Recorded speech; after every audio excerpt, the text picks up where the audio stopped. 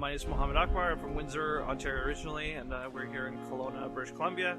I was here attending a protest around Palestinian Solidarity. After 5 months of bombing, it's very good to see these kinds of rallies and solidarity continue.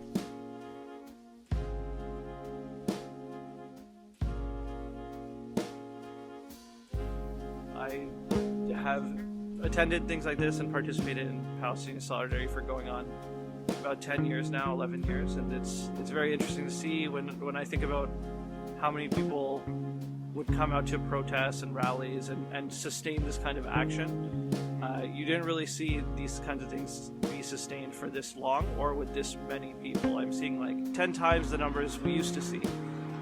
And so it's very interesting to see how dedicated people are, and it's very good to see, it's very uplifting to see how many people are dedicated to trying to solve injustice and support human rights across the globe.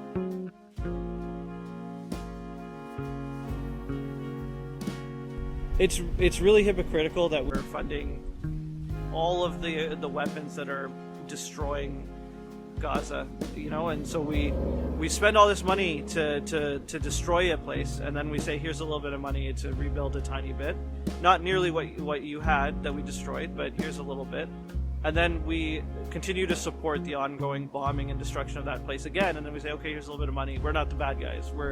It's such a typical kind of hypocritical thing to do, to say like we're not the bad guys. Look what we're doing. Look at all this stuff we're doing.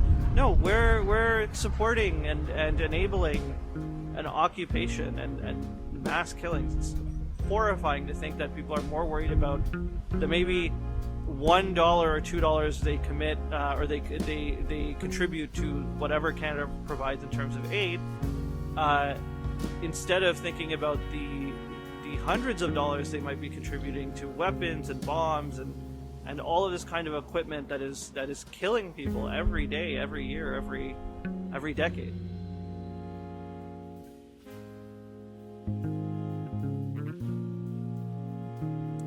I understand there's a lot of proposals around temporary aid. We've seen the impact and kind of the consequence of such temporary relief programs for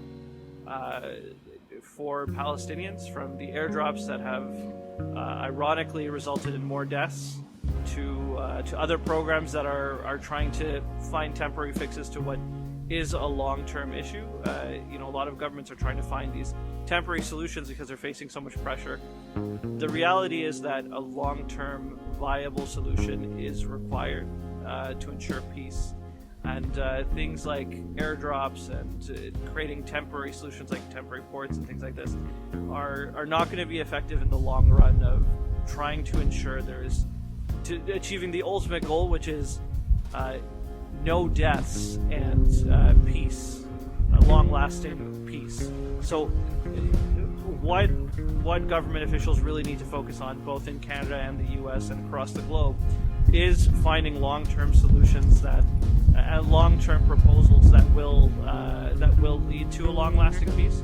If you look at other proposals that governments do, you can compare it to housing. The Trudeau government, for example, released a housing kind of strategy, and for them, that is what they consider long-term. And so I would be eager to see what any government who is providing these kinds of temporary solutions, what a permanent solution or what a more long-term solution looks like, and what their points are, because there doesn't seem to be any leadership on finding that kind of long-lasting, long-term peace.